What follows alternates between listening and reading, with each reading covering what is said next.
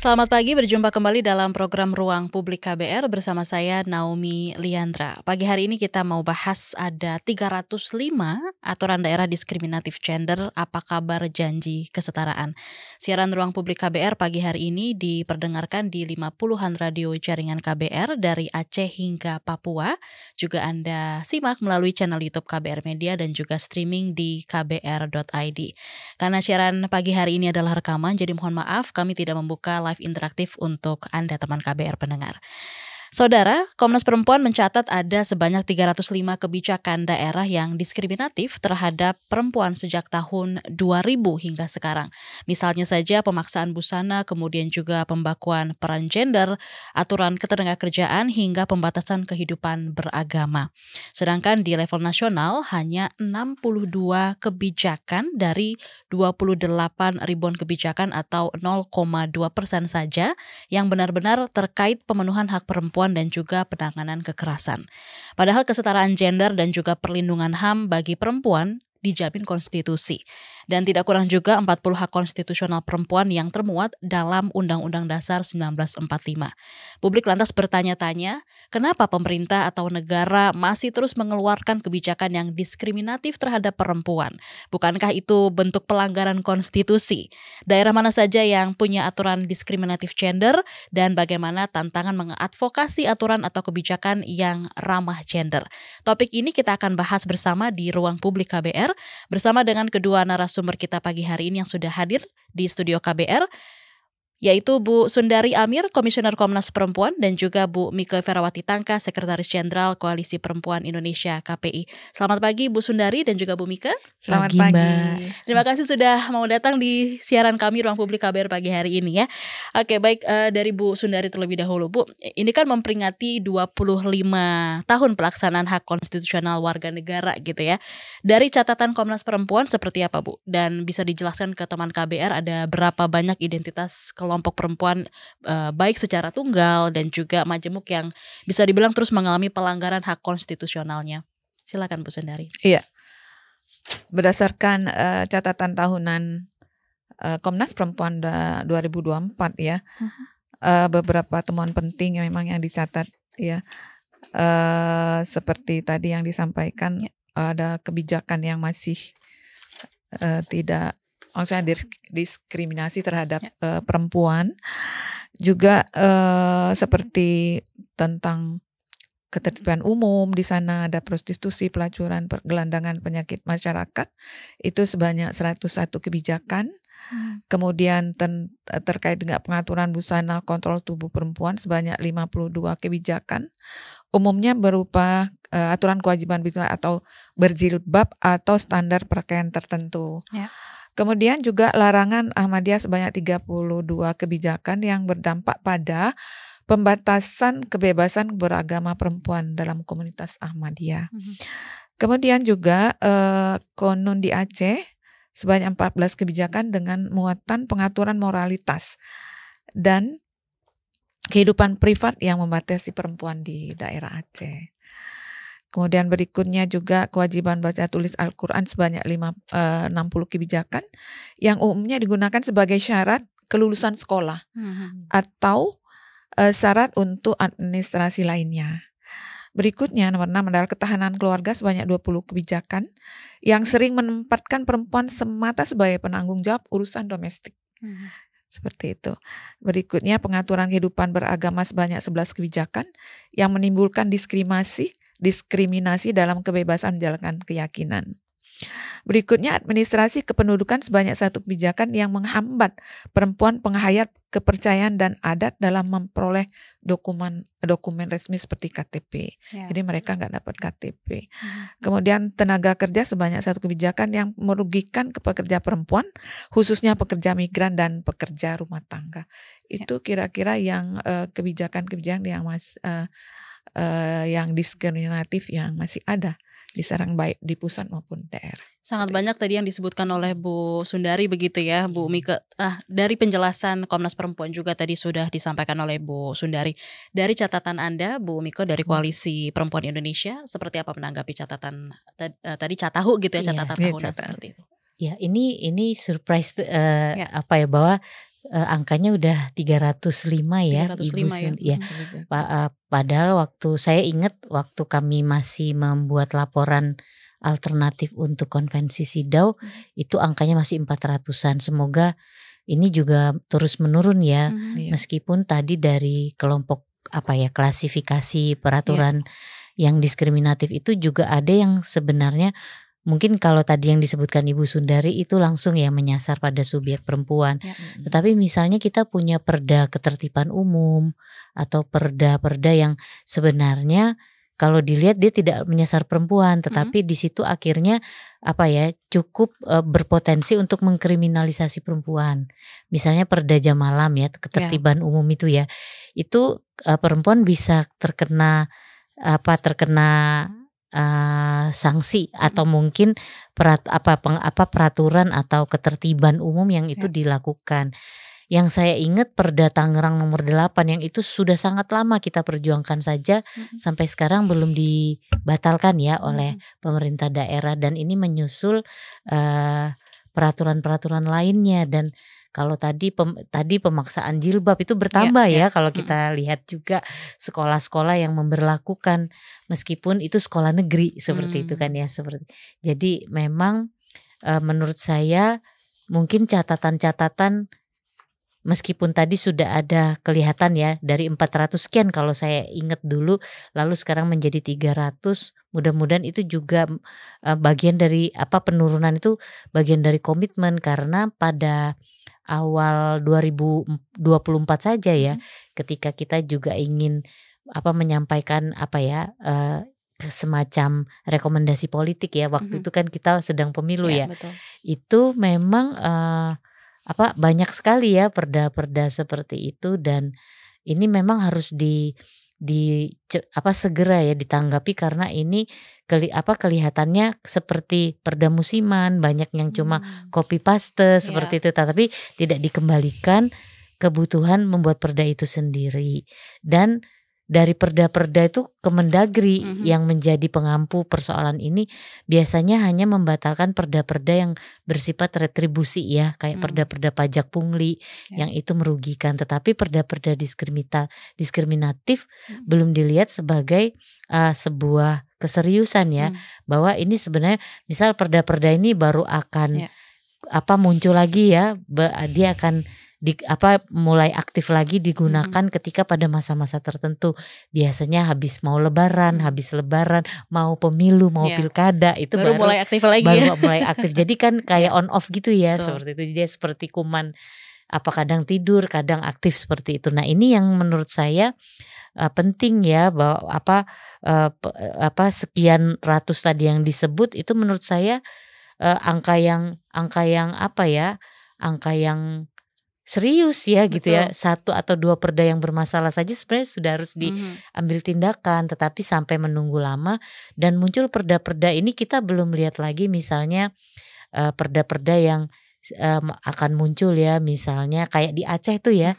Ini kan bukan hanya perda, ada SK gubernur, ada surat edaran ya, itu harus kita cek lagi, dan saya rasa juga mungkin ke depannya harus kita lihat, atau kadang ada perda yang memang dia tidak menyebutkan, misalnya perda hatam baca Al-Quran gitu kan ya, itu juga bingung ya kita. Nah, itu menurut saya juga diskriminatif meskipun itu tidak menyorot langsung ke perempuan ya. Belum lagi yang paling merugikan itu ya perda jam malam itu Mbak, yang di atas namakan ketertiban umum, karena kan perempuan tuh keluar malam bukan untuk melakukan hal-hal yang iseng atau mereka bekerja gitu, seperti itu, atau bekerja atau sedang melakukan kegiatan-kegiatan yang sebenarnya tidak perlu mendapatkan kesulitan, karena sebenarnya mereka tidak seperti yang dianggap di dalam definisi-definisi di perda-perda ketertiban umum. Tadi ketertiban umum ada 101 ya, Bu Sundari betul. Tadi sudah sebutkan gitu kan. Tapi kalau balik lagi soal kebijakan diskriminatif terhadap perempuan ini, kenapa terus diterbitkan oleh negara? Apa yang sebenarnya terjadi? Mungkin teman KBR juga perlu tahu secara luas nih, Bu Mika bisa menjelaskan dari KPI? Silakan. Terima kasih Mbak Naomi ya. Ini menandakan ya bahwa sekian tahun bahkan Indonesia sudah meratifikasi konvensi penghapusan segala bentuk diskriminasi ya. Ini kita berpulang kepada komitmen ya, dan juga political will. Lalu juga yaitu tadi bahwa bagaimana sebenarnya menempatkan kebijakan yang betul-betul menjadi kebutuhan semua dan bukan didorong karena sentimen tertentu atau apa yang lebih buruk lagi ketika misalnya ini hanya perda ikut-ikutan gitu ya, padahal sebenarnya nggak dilihat lagi bahwa perda itu perlu dilihat, karena kan azas-azas pembuatan peraturan dan pengundang-undangan kan juga sudah ada ya, dan itu juga harus sesuai dengan konstitusi kita. Nah, satu adalah soal perspektif yang memang saya nggak bisa memungkiri ya, bahwa ya memang kita masih harus menghadapi cara pandang, pola pikir pemangku kebijakan, pembuat kebijakan kita memang masih sulit ya untuk betul-betul menyadari bahwa perempuan, kelompok rentan, kelompok minoritas itu bagian yang harus mendapatkan manfaat dari kebijakan-kebijakan. Jadi mereka juga harus dilihat. Ini kita masih bicara soal bagaimana melihat semuanya. Belum lagi kita bicara perspektif inklusi. Karena kan ini bukan cuma soal perempuan, kelompok minoritas, atau mereka yang selama ini disebut kelompok yang bermasalah bagi masyarakat. Misalnya kaum disabilitas, kaum masyarakat adat, dan yang lain-lainnya yang mereka merupakan bagian dari kelompok rentan. Nah, dari perspektif gender yang selalu salah kaprah nih Mbak, kalau kita bicara gender ini pasti kebutuhan perempuan ya.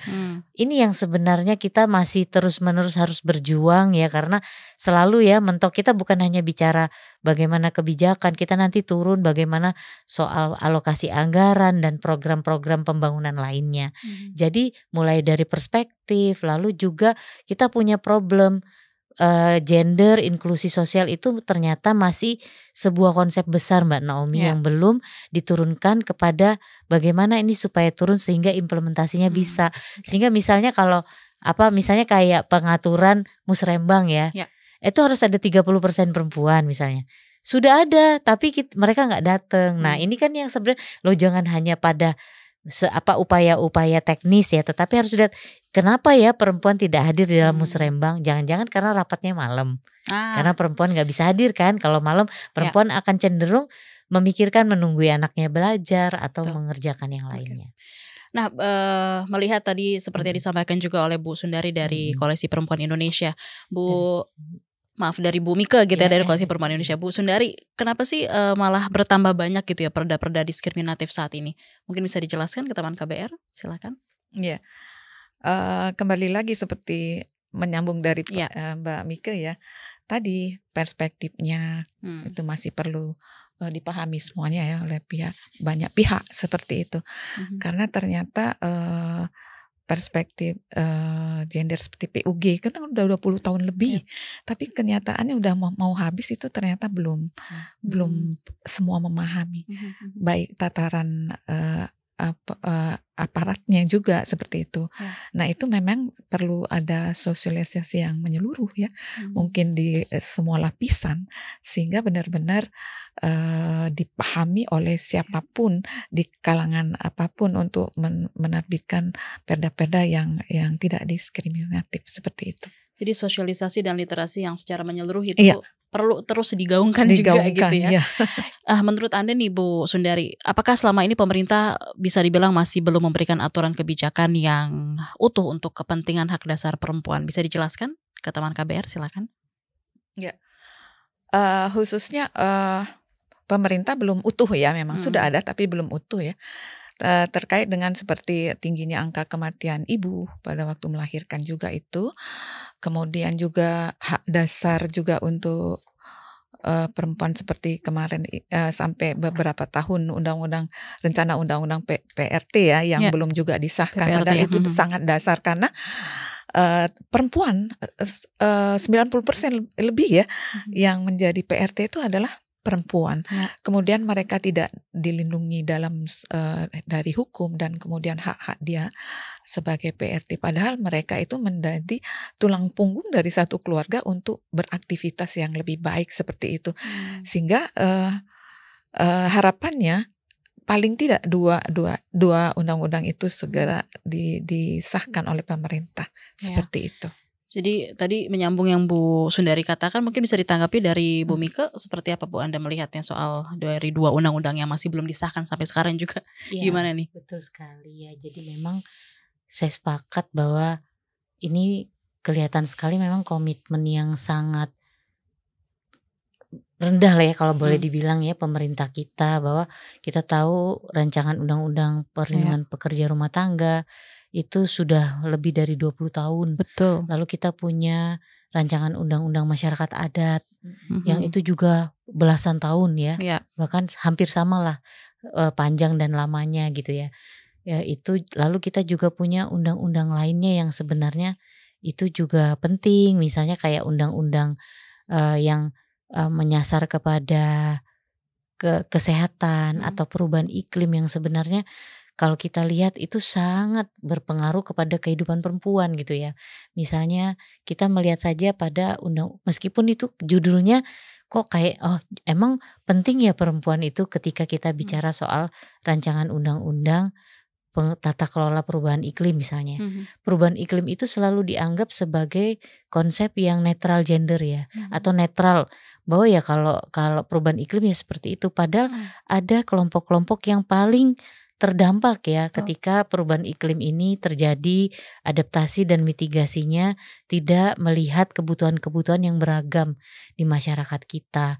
Kelompok-kelompoknya tentu saja yang meskipun kita melihat secara meluas undang-undang kesehatan kita yang juga sebenarnya kita masih berhadapan undang-undang yang berkaitan dengan perlindungan sosial nih Mbak Naomi. Ini kan kita penting ya, karena ternyata BPJS itu tidak sama ya, meskipun itu udah menjadi semacam mandat penting ya yang lewat undang-undang SJSN, tapi ternyata masih banyak misalnya perempuan, terutama perempuan yang membutuhkan layanan kesehatan atau mereka pekerja perempuan ya. Misalnya kayak BPJS Ketenagakerjaan. Itu sulit ternyata perempuan dari semua kelompok. Lalu BPJS Ketenagakerjaan itu kan masih menyasar pada kelompok pekerja formal. Padahal pekerja informal kita itu 70% lebih perempuan. Misalnya mereka bekerja di sektor perkebunan nih Mbak Naomi, sektor perikanan, itu perempuan loh banyak banget. Dan mereka ternyata hampir semua kalau dari karena koalisi perempuan memang kita mengorganisir anggota ya, hampir semua mereka nggak punya jaminan sosial seperti itu. Nah, belum lagi kita lihat masyarakat adat nih, perempuan adat, lalu juga lansia. Lansia ini sulit ya, mereka sudah dianggap sebagai kelompok yang tidak produktif. Padahal kalau tidak salah kemarin dari Bappenas juga punya data ya bahwa lansia perempuan itu ternyata masih menjadi kepala keluarga yang dia bertanggung jawab untuk menghidupi keluarganya juga seperti itu. Nah, banyak sekali nih kelompok-kelompok, kita belum lihat lagi kelompok minoritas. Tadi kalau kita sudah disinggung, sudahlah perempuan dia miskin, dia Ahmadiyah, atau sudahlah perempuan dia miskin tapi dia tinggal di jadi aspeknya kan sangat banyak nih. Nah, ini yang menurut saya juga harus dilihat oleh negara, bukan hanya sekedar wah iya kalau kita bicara soal perlindungan sosial, kita bicara soal mitigasi adaptasi perubahan iklim, sudahkah kita melihat juga keberagaman masyarakat kita tanpa harus di stigma kalau kita bicara gender. Dan gender itu ini berarti urusan perempuan, padahal enggak, itu manusia, perempuan laki dari masih dalam perut sama nanti mau ke liang kubur ya seperti itu. Jadi dan belum lagi masyarakat-masyarakat yang selama ini dianggap masyarakat yang bermasalah ya, misalnya mereka yang punya orientasi tertentu yang ini juga terhambat ya aksesnya terhadap pelayanan publik dan hak-hak dasar mereka sebagai warga negara. Ya. Jadi kalau bisa dikaitkan lagi ke Bu Sundari gitu ya, dari Komnas Perempuan, dalam pencermatan Anda nih Bu Sundari, jadi sebenarnya rancangan undang-undang apa saja yang saat ini, tadi selain 2 itu ya yang sudah disebutkan, salah satunya UU PPRT juga, supaya bisa disahkan segera oleh pemerintah gitu, supaya bisa memperkuat perlindungan hak-hak yang juga tentunya berpihak pada keperempuan gitu. Dan alasannya seperti apa Bu Sundari? Iya, kalau undang-undang selain yang tadi sebenarnya ada beberapa undang-undang seperti kalau dari kalau TPKS itu sudah ya, itu sudah menjadi apresiasi juga untuk pemerintah. Tapi ada beberapa peraturan turunannya yang belum. Itu sehingga jaminan keadilan untuk korban seperti khususnya itu akan tidak terpenuhi dengan benar, seperti apa namanya, implementasinya seperti apa, agak sulit ketika PP turunannya itu belum disusun atau disahkan seperti itu. Oke. Tadi sempat disampaikan juga sama Bu Mika gitu kan dari KPI soal stigma itu masih ada juga soal perempuan, dan kita sering melihat sampai saat ini juga gitu ya, perempuan jadi kelompok rentan yang sering banget jadi objek gak kesentuh oleh pemerintah gitu. Bu Mika, kenapa sih ini terus berulang gitu dan kejadian terus? Ya, kembali lagi saya mau sebelum masuk menyampaikan yang lebih jauh lagi, kadang-kadang memang kita hidup di budaya patriarki yang memang masih tidak mudah ya, masih terus kita perjuangkan bahwa ketika perempuan dianggap rentan gitu ya, bahkan misal perempuan kok perempuan kok mudah sekali menjadi korban kekerasan seperti itu ya. Ya bisa jadi karena perempuan yang mungkin ingin merubah kodratnya, sehingga mereka akan punya masalah atau punya tantangan yang jauh lebih besar. Karenanya perempuan ya harus paham ketika dia, ya ini tadi loh persoalan dia bicara, perempuan itu kan dia gampang kena kekerasan misalnya ketika dia naik transportasi publik lah seperti itu ya Mbak Naomi.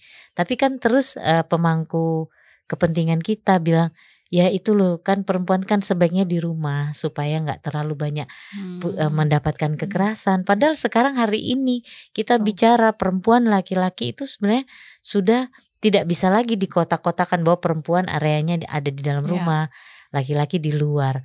Banyak sekali. Nah ini yang sebenarnya perlu kita rubah ya, mindset ini ya, dengan cara apapun gitu ya.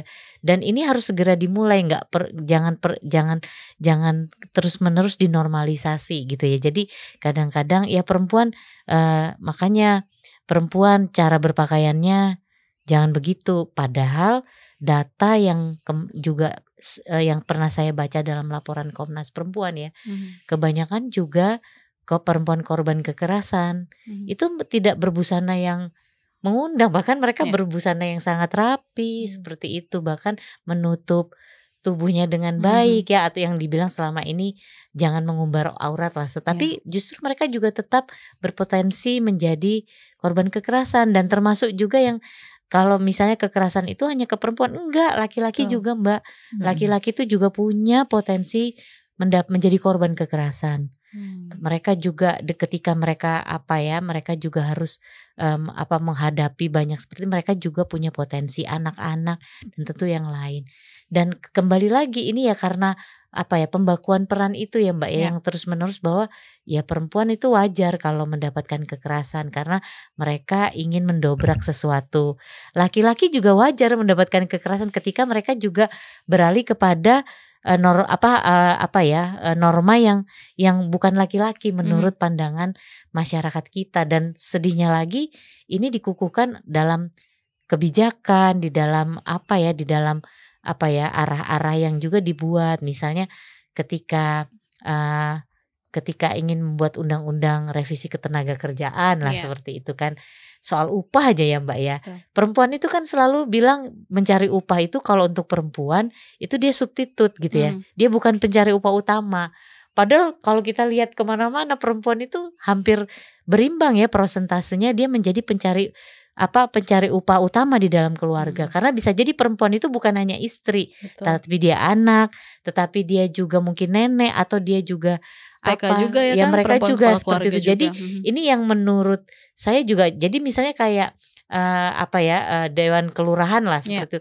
Dewan kelurahan itu selalu yang terpilih juga akhirnya laki-laki karena dianggap laki-laki yang memimpin keluarga. Padahal banyak sekali yang menjadi peran yang mengampu keluarga itu juga diambil alih oleh perempuan karena mungkin dia tidak lagi bersama dengan pasangannya, atau dia hidup dengan tidak sesuai dengan misalnya norma keluarga yang ada bapak, ada ibu, ada anak, nggak ideal seperti gitu itu ya seperti itu. terlihatnya. Nah itu yang sebenarnya juga harus ditangkap sebagai situasi-situasi yang bukan anomali oleh negara kita. Itu situasi yang berbiasa, situasi yang perkembangan yang memang harus dicermati dan juga direspon oleh negara.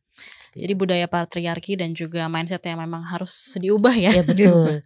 Jangan begitu. Maksudnya sampai betul. mau sampai kapan kita ini sudah berkembang, peradaban juga sudah maju. Tadi seperti yang Bu Mika juga bilang kan, itu jangan dianggap suatu hal yang anomali. Justru itu memang begitulah realistisnya keadaan realitanya.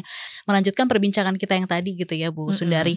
Menurut Anda, balik lagi kalau tadi sudah sempat disinggung beberapa poin dari Bu Mika gitu kan. Kenapa sih kebijakan pemerintah ini masih belum berpihak terhadap perempuan gitu dalam semangat kesetaraan gender? Tadi Bu Mika sempat singgung juga soal masih mindsetnya begitu kan. Kemudian juga stigma. Dari Komnas Perempuan melihatnya seperti apa dan alasannya gimana? Silakan Bu Sundari. Lemahnya maksudnya pemerintah belum sepenuhnya ya mengakomodir daripada peraturan yang berperspektif gender. Terlihat sekali bahwa memang tidak muncul di dalam penyusunan kebijakan-kebijakan di hulu ya. RPJMN misalkan 2025-2009 itu tidak muncul secara utuh bagaimana tentang kemiskinan perempuan dan lain-lain seperti itu, sehingga sangat sulit ya untuk perempuan mengakses semua kepentingan-kepentingan yang melibatkan kebutuhan daripada perempuan itu. Seperti yang saya tadi sampaikan bahwa seperti pengarus utamaan gender itu udah 20 tahun lebih ya. Tetapi ternyata tidak diimplementasikan kepada kebijakan-kebijakan pemerintah dari hulu, mulai dari Bappenas sampai ke tingkat implementasi aturan-aturan sampai seperti ke Pemda di daerah-daerah seperti itu. Nah sehingga semakin banyak permasalahan yang ada di perempuan. Kalau kita melihat bahwa data perempuan itu, data Komnas Perempuan bahwa kekerasan terhadap perempuan itu sendiri, bagaimana hak-haknya untuk mendapatkan perlindungan, kemudian juga pemulihan itu juga masih sulit dicapai seperti itu, diakses. Apalagi ketika perempuan itu mengalami kekerasan itu ada di wilayah-wilayah daerah yang terpencil, kemudian terdepan dan seperti itu, tidak di kota ya seperti itu. Jadi sangat sulit ya 3T. Sehingga itu diharapkan memang pemerintah melihat itu seperti itu. Karena ternyata perempuan itu ada di seluruh apa namanya? Seluruh seperti di bidang politik seperti tadi kan, iklim ternyata berdampak juga untuk perempuan yang paling berdampak untuk seperti undang-undang yang lain seperti itu, adanya PSN seperti itu ya. Ternyata perempuan yang paling terdampak untuk terjadi ada penggusuran, kemudian dia sulit untuk mendapatkan kehidupan yang seperti awalnya, dia harus direlokasi rumahnya, kemudian juga penggusuran terhadap adat ya, tanah-tanah adat. Akhirnya wanita-wanita adat itu juga yang sangat terdampak untuk itu, sehingga mereka sulit untuk mendapatkan penghidupan ya, dan dia juga untuk melaporkan tentang itu juga, bahkan perempuan yang pembela HAM untuk ke depan, untuk bagaimana dia untuk membela warganya seperti itu, yang karena mereka sebagai ketua adat misalkan, mereka justru mendapatkan kriminalisasi atas, padahal dia untuk memperjuangkan hak-hak daripada perempuan yang terdampak. Jadi itu yang memang yang perlu dilihat lagi, bahwa perempuan itu yang paling terdampak dari apapun kebijakan yang dibuat oleh pemerintah, apalagi itu yang diskriminasi seperti itu. Perempuan udah terdampak dari setiap kebijakan pemerintah, apalagi yang didiskriminasi juga gitu ya. Menyambung hal itu Bu Mika, gimana nih pendapat Anda soal risiko diskriminasi yang rentan lah terjadi gitu ya terhadap perempuan, dan apa sih yang harusnya bisa diminimalisir gitu oleh pemerintah? Ya, jelas banget ya ketika diskriminasi terjadi, artinya apapun yang dilakukan itu tidak akan berjalan berbanding lurus gitu ya. Misalnya tujuan negara yang ingin mensejahterakan warga bangsanya gitu ya. Kan itu menjadi kontraproduktif ketika diskriminasi terjadi gitu ya.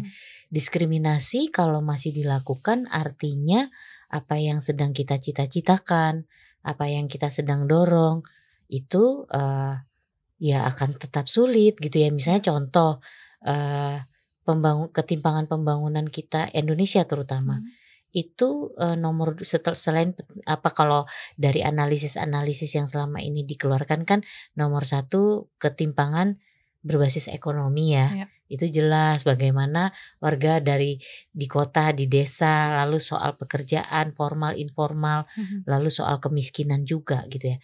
Dan yang nomor 2 ini yang harusnya jangan cuma jadi poin analisis ya. Apa itu, Bu? Yang nomor 2 itu ketimpangan berbasis gender. Yang pertama ekonomi, yang kedua itu. Jadi kita tuh kan 4,0 Gini koefisien itu dipasoknya atau diperkuat itu dengan ketimpangan berbasis gender. Wajah kemiskinan itu loh Mbak, berwajah perempuan.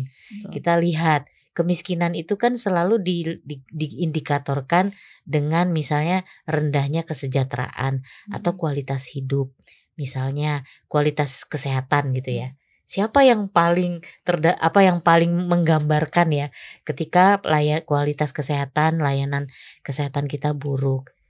Jelas Mbak, indikatornya kematian ibu dan anak itu ya.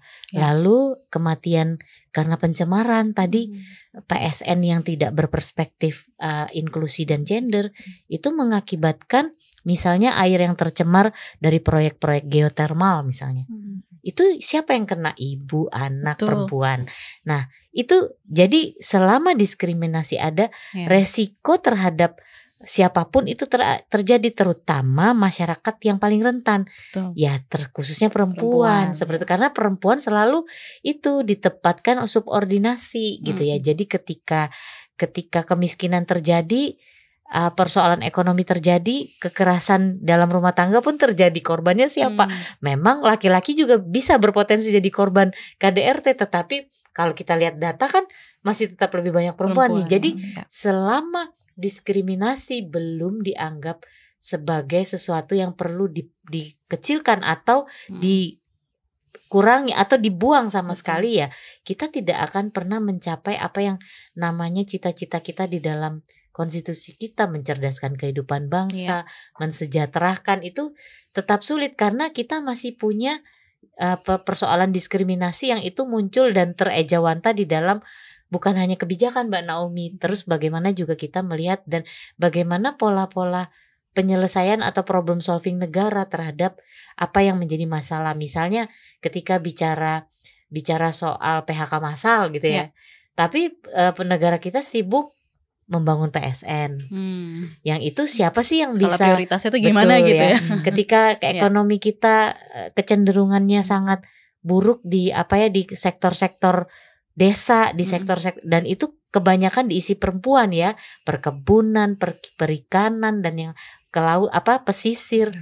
Tapi justru ruang-ruang untuk memperkuat ekonomi masyarakat miskin itu sulit.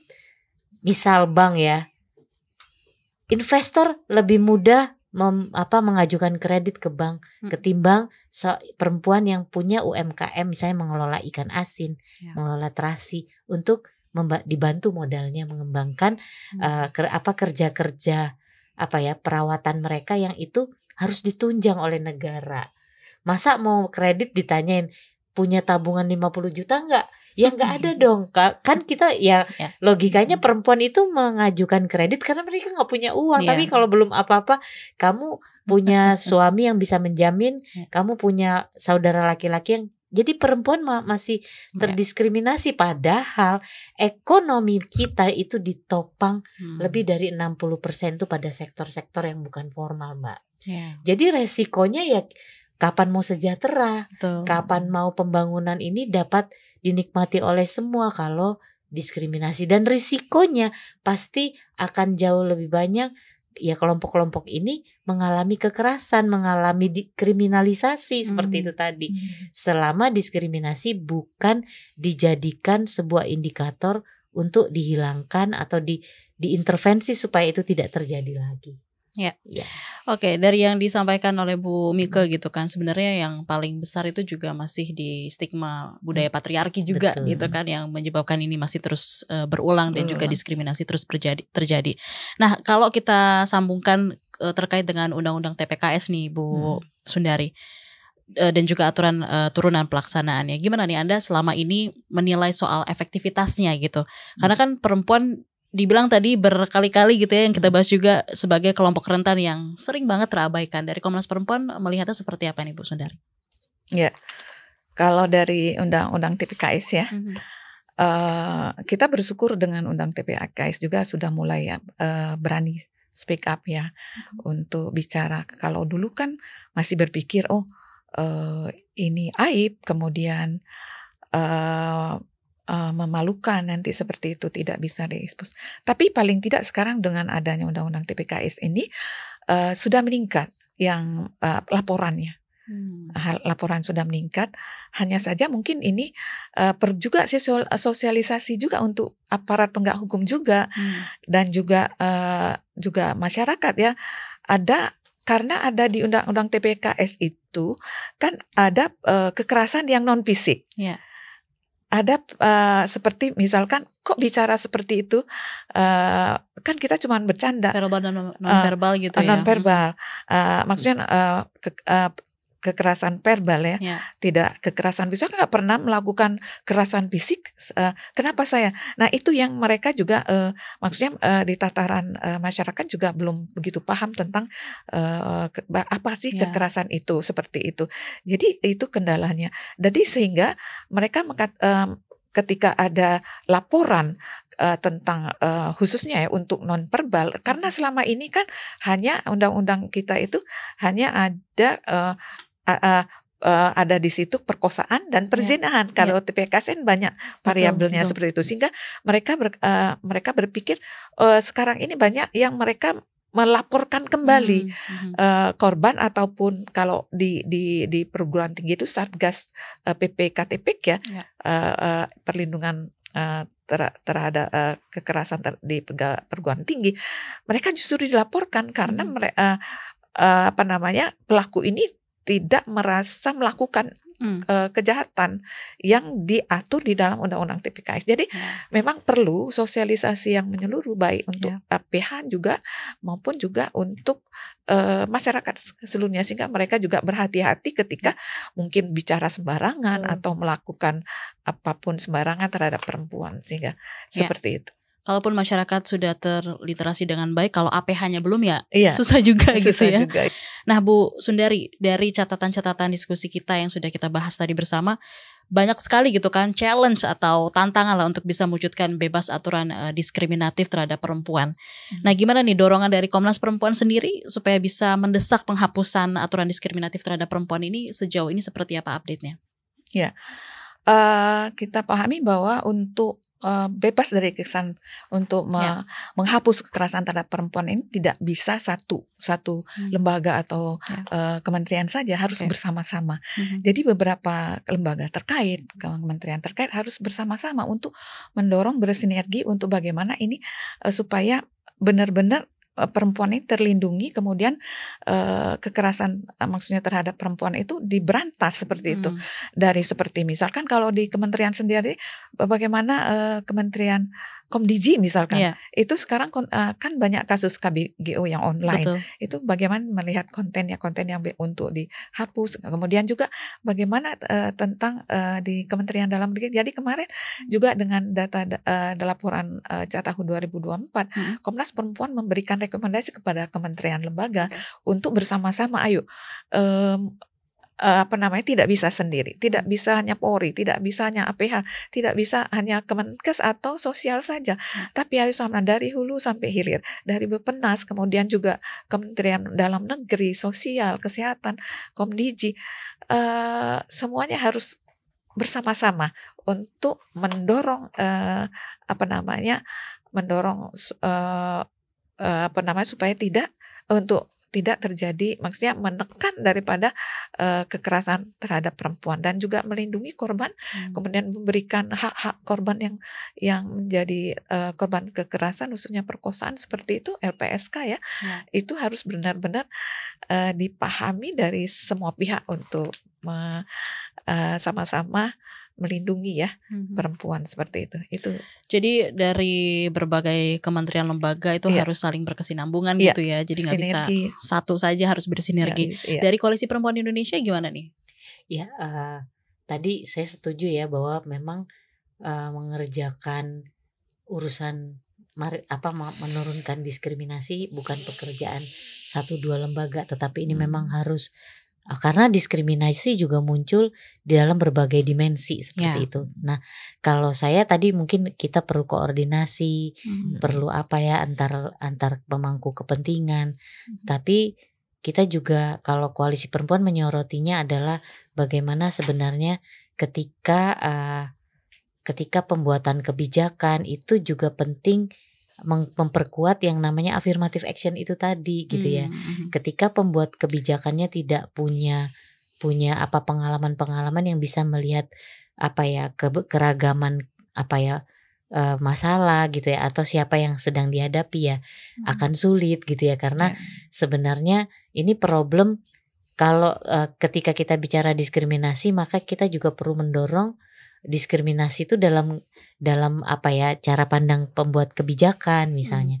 Kan kita juga dorong adanya keterwakilan perempuan ya. Ada affirmative action, itu sebenarnya bukan tujuan bahwa perempuan harus dikasih ruang untuk jadi pemimpin. Enggak, itu kan sebenarnya angka kritis 30% keterwakilan itu diharapkan bisa membantu proses-proses formulasi kebijakan, banyak hal ya, lalu program dan juga itu supaya mereka punya keterwakilan ini tadi, melihat konteks ya, melihat problem yang itu tidak hanya netral saja. Misalnya kalau bicara soal kesehatan, itu bukan kesehatan yang sifatnya infrastruktur aja, tetapi ternyata ada yang berbeda. Nah, ini perlu mereka dari pengalaman yang juga beragam. Jadi kalau pembuat kebijakannya laki semua ya, kita memang nggak akan pernah melihat semua kebutuhan itu, karena pengalaman laki-laki dan perempuan berbeda. Nah, jadi memang kalau kita ingin diskriminasinya menurun, maka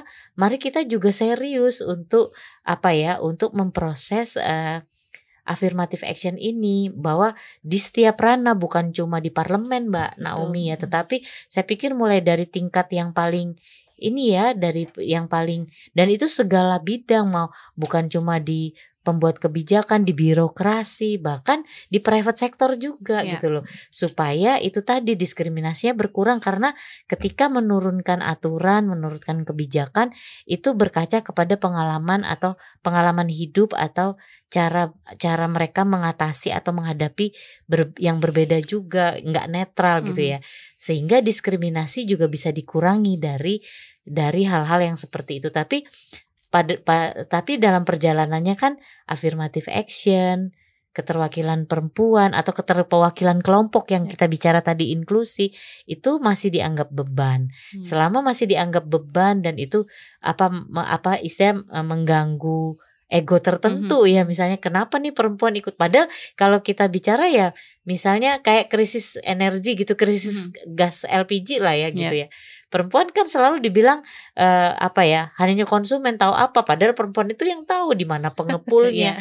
Nah, ini yang sebenarnya juga harus mulai disadari, bukan sebagai beban, dan apalagi hanya sebagai sindir-sindiran atau olok-olokan ya tuh perempuan gitu ya. Ini yang memang harus disadari, negara-negara yang sudah maju, mereka sudah tidak berpikir lagi ini sebagai sebuah sesuatu yang sensitif atau sentimen ya gitu ya. Tetapi mereka berkaca bahwa laki-laki atau perempuan mereka punya kapasitas dan mereka mampu melakukan proses-proses proses-proses pembuatan kebijakan. Nah, itu tadi ya. Jadi memang mendorong bagaimana kebijakan itu tidak dimulai dari bagaimana cara membuatnya aja secara teknis, tapi feedingnya itu loh. Feedingnya ini selama ya misalnya kayak Komisi 8 ini kan sedih banget tuh ya, pimpinannya laki-laki semua tuh Mbak. Padahal Komisi 8 itu komisi yang membicarakan soal perempuan. Dari hal kecil saja begitu ya. Seperti itu. Kak gitu ya. Oke, Bu Sundari, mungkin terakhir juga nanti ke Bu Mika gitu ya.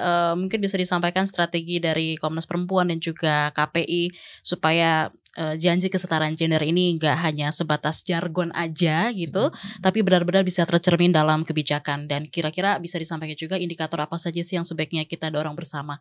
Singkat saja karena juga waktu terbatas, silakan dari Bu Sundari dulu, ditutup oleh Bu Mika. Oke. Ya. Kebijakan yang perlu didorong bersama untuk bagaimana untuk kesetaraan gender ya di negeri kita ini adalah benar-benar seperti yang saya sudah sampaikan, bahwa pada saat menyusun kebijakan-kebijakan benar-benar mengakomodir daripada hak-hak juga perempuan, bagaimana perempuan ke depan, bagaimana terkait dengan undang-undang itu atau kebijakan itu untuk perempuan, karena dimanapun perempuan seperti yang tadi sampaikan, dimanapun perempuan itu ada dan akan perempuan juga akan menjadi menerima dampaknya ketika itu kebijakan tidak diskriminatif terhadap perempuan seperti itu. Sehingga sejak awal konstruksi daripada aturan kebijakan itu memang perlu mengakomodir daripada hak-hak daripada perempuan dan memikirkan tentang bagaimana perempuan ke depan seperti itu. Ya, dari Bu Mika gimana? Ya, jelas ya, maksudnya dalam Asta Cita saja ya, nomor 4 itu jelas sekali di state ya oleh pemerintah kita. Tapi itu jangan juga cuma di atas kertas gitu ya. Nah ini yang memang terus menerus, dan kalau saya sih hari ini kita bicara soal bagaimana menurunkan diskriminasi, kita juga harus punya sesuatu yang memang nggak bisa berhenti ya. Dan kita nggak bisa kerja sendiri, itu yang harus menjadi bagian yang perlu kita kuatkan ya. Dan saya juga mendorong bahwa kerja-kerja anti diskriminasi ini bukan lagi kerja-kerja yang memang yang ngerjain badannya perempuan nih. Laki-laki juga penting menjadi allies ya buat kita untuk bekerja, karena saya percaya banyak juga kok laki-laki yang juga sudah memahami, dan selama ini juga masih sangat parsial, hanya dikerjakan oleh kelompok perempuan saja. Kita pasti semua harus kita rangkul. Apalagi kita juga sudah punya kelompok yaitu kalau koalisi perempuan strateginya ya tetap terus tidak pernah kendor untuk terus mengawal dalam berbagai proses, mulai dari tingkat yang paling bawah sampai kalau perlu juga di tingkat regional gitu ya. Tetapi hari ini kita juga harus punya strategi yang jauh lebih kuat ya. Tidak lagi bekerja sendiri-sendiri, tetapi kita juga bekerja bersama. Kita juga mengajak laki-laki yang juga punya visi yang sama. Kita mengajak kelompok-kelompok yang lain yang tadinya juga tidak mengenal tentang isu gender atau inklusi, membuat mereka juga merasa yakin. Misalnya para penggerak isu-isu lingkungan, mereka para kawan-kawan laki-laki, mereka juga menyadari, oh iya kalau perempuannya nggak berdaya, persoalan lingkungan juga nggak akan selesai gitu ya. Karenanya mereka juga sepakat. Nah ini yang perlu kita dorong bersama, dan masyarakat juga harus jauh lebih kuat ya, karena yang kita hadapi itu banyak dimensinya, dan yang kita hadapi juga tembok rezim ya yang juga tidak mudah. Baik, itu dia tadi kedua narasumber kita pagi hari ini, Bu Mika Ferawati Tangka, Sekretaris Jenderal Koalisi Perempuan Indonesia, juga ada Bu Sundari Amir, Komisioner Komnas Perempuan yang sudah hadir di siaran Ruang Publik KBR pagi hari ini. dengan tema ada 305 aturan daerah diskriminatif gender, apa kabar janji kesetaraan. Terima kasih banyak Bu Mika dan juga Bu Sundari sudah hadir di Ruang Publik KBR pagi hari ini. Juga untuk Anda teman KBR yang sudah menyimak siaran kami melalui channel YouTube KBR Media, mendengarkan melalui streaming di kbr.id dan juga 50 radio jaringan KBR dari Aceh hingga Papua. Saya Naomi Liandra bersama dengan tim redaksi Ruang Publik yang bertugas pamit undur diri. Sampai jumpa.